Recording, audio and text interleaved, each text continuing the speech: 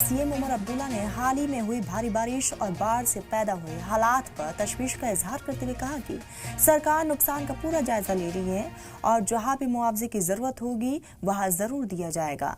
National highway को लेकर उन्होंने साफ कहा है कि हालांकि एक 300 मीटर का हिस्सा बह गया है, फिर भी ट्रैफिक पूरी तरीके से रुका नहीं है।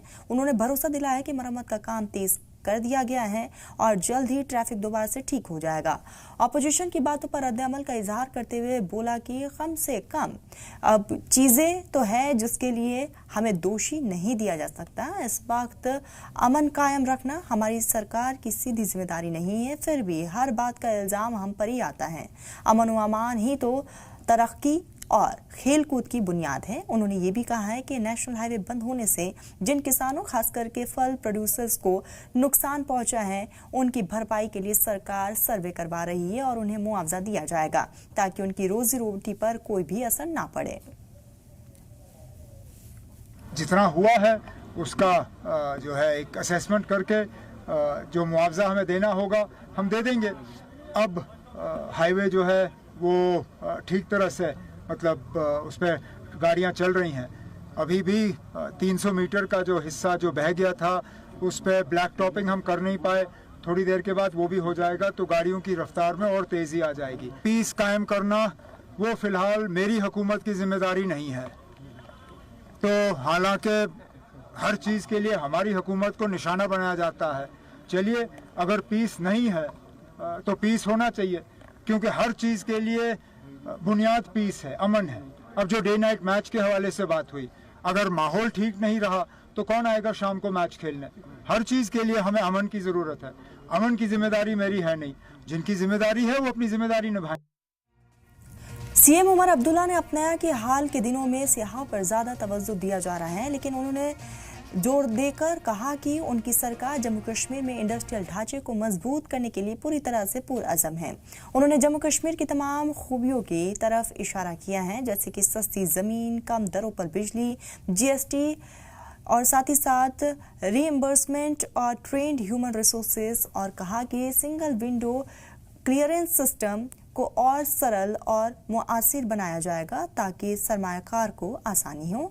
उमर अब्दुल्ला ने कहा कि टूरिस्ट हमारी तरक्की की कहानी का एक हिस्सा है, लेकिन सनअतकारी को भी उनकी ही तवज्जो मिलनी चाहिए। उन्होंने ये भी साफ किया है कि जम्मू कश्मीर आज पुरसुकून है और कारोबार के लिए पूरी तरह से खुला है।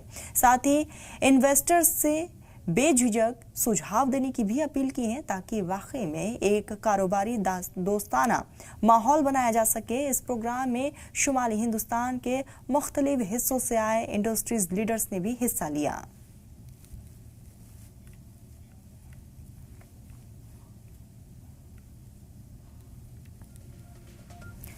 वजीर आला उमर अब्दुल्ला ने श्रीनगर में यहाँ पर रियल फुटबॉल क्लब की नई पीस जर्सी लॉन्च की है। ये पेशकश सिर्फ एक जर्सी नहीं बल्कि नौजवान नस्ल के लिए वादी में अमन और खेल का पैगाम भी है। रियल कश्मीर फुटबॉल क्लब एक प्रोफेशनल फुटबॉल क्लब है जो आई लीग में हिस्सा लेता है और मुल्क को कई प्रोफेशनल्स खिलाड़ी भी दे चुका है। लॉन्च के दौरान सीएम उमर अब्दुल्ला ने कहा कि हुकूमत की खास तवज्जो स्पोर्ट्स पर भी है और हर हलके में नौजवानों की दिलचस्पी के मुताबिक अलग अलग खेलों को फरोग दिया जा रहा है। कहीं पर क्रिकेट तो कहीं फुटबॉल, कहीं एथलेटिक्स, जिम्नास्टिक और वॉलीबॉल या फिर हैंडबॉल। उन्होंने कहा है कि हुकूमत बेहतर इंफ्रास्ट्रक्चर बनाने और उसे नौजवानों तक पहुंचाने की भी पूरी कोशिश कर रही है। इसके अलावा उन्होंने ऐलान किया है कि कश्मीर मैराथन का दूसरा मरहला 2 नवंबर को मुनाकिद किया जाएगा और तमाम दिलचस्पी रखने वालों को हिस्सा लेने की दावत भी दी। हमारी हुकूमत की एक खास तवज्जो है। शायद ही कोई असेंबली हल्का ऐसा है जहां पे कहीं ना कहीं हमारी हुकूमत के तरफ से स्पोर्ट्स का इंफ्रास्ट्रक्चर नहीं बनाया जा रहा है।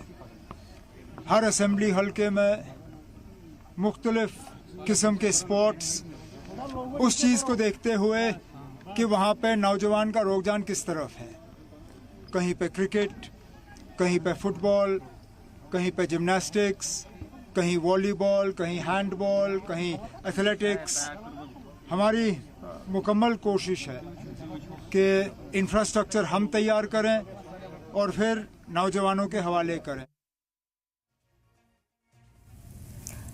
तो ऐसे में यहाँ पर सीएम उमर अब्दुल्ला ने इस जर्सी का इनेकाद किया है और इस जर्सी के लॉन्चिंग में काफ़ी तादाद में वहाँ पर खिलाड़ी भी मौजूद रहे और रियल कश्मीर एफसी की ये जर्सी लॉन्च की गई है। और इस बीच जो है साफ तौर पर सीएम की तरफ से कहा गया है कि इंफ्रास्ट्रक्चर को मजबूत किया जा रहा है, साथ ही स्पोर्ट्स को भी उतना ही तवज्जो दिया जा रहा है। तो ये तस्वीर आपको दिखा रहे हैं जहाँ श्रीनगर में लॉन्च हुई है पीस जर्सी और इस दरमियान तमाम लोग वहाँ पर मौजूद रहे, कई खिलाड़ी भी मौजूद रहे और रियल कश्मीर एफसी की ये नई जर्सी है। और इसी बीच जो है आने वाले समय में कश्मीर में जो मैराथन का इनेकाद होने वाला है उसको लेकर भी सीएम उमर अब्दुल्ला ने खिलाड़ियों को दावत दी है।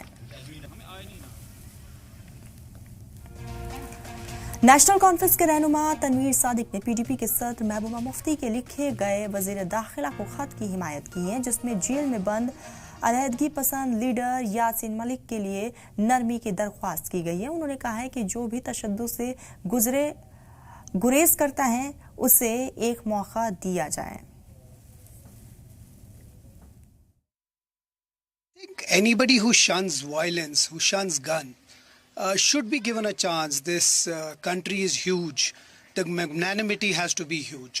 Our consistent stand, the party stand, has been that anybody who shuns violence, because we have seen the drawbacks of violence. Our party has seen the worst of violence when so many workers and leaders were killed. So we know what it means when it comes to violence. But if anybody who shuns violence is given a chance, definitely this country is big enough to, and there have been many instances in the past.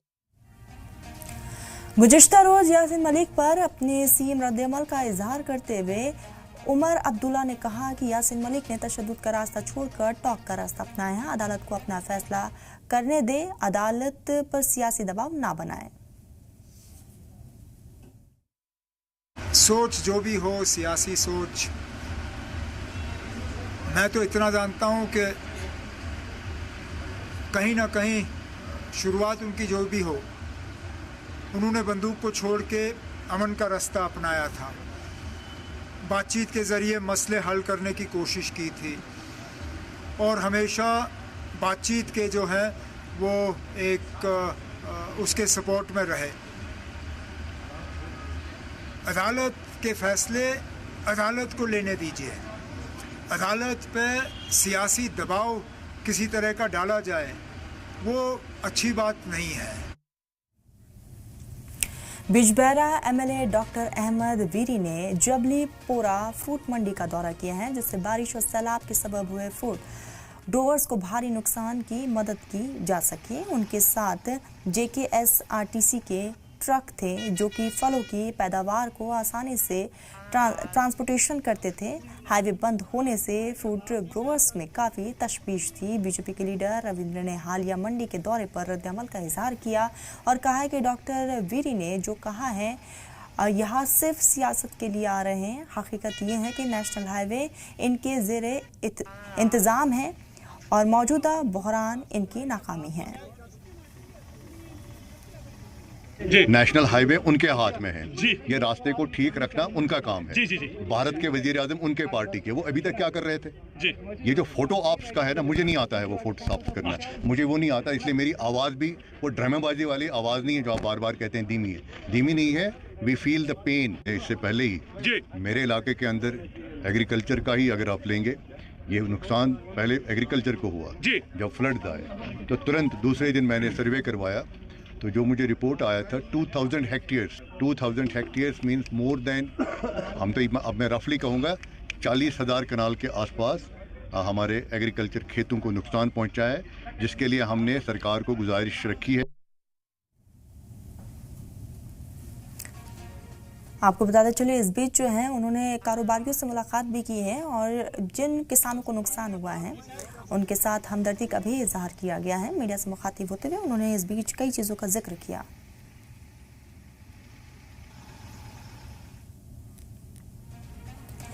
Jammu Kashmir ICC के general secretary incharge Syed Hussain, MPJ की PCC के सदर ताहिर हमीद कर्रा ने बारामुल्ला के चंदनवारी में एक public meeting से खिताब किया है और इस दौरान उनके साथ एआईसीसी के लीडर, सीएलपी लीडर जीए मीर मौजूद रहे। इस मौके पर उन्होंने कहा कि जम्मू कश्मीर की सूरत हाल दोहरी है और एक तरफ एलजी है और दूसरी तरफ जानिब उमर अब्दुल्ला हैं और लोग इसकी इज्जत में आकर परेशानी का शिकार हो रहे हैं। उन्होंने मजीद कहा है कि मौजूदा हुकूमत को अपना मौक़िफ़ बदलना होगा, इसके बाद ही हम लोग ज़रूरी काम कर सकते हैं।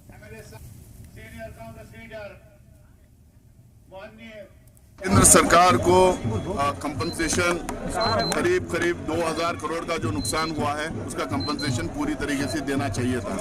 209 करोड़ का जो कंपनसेशन इन्होंने दिया है ये एक मजाक है जम्मू कश्मीर के लोगों के साथ।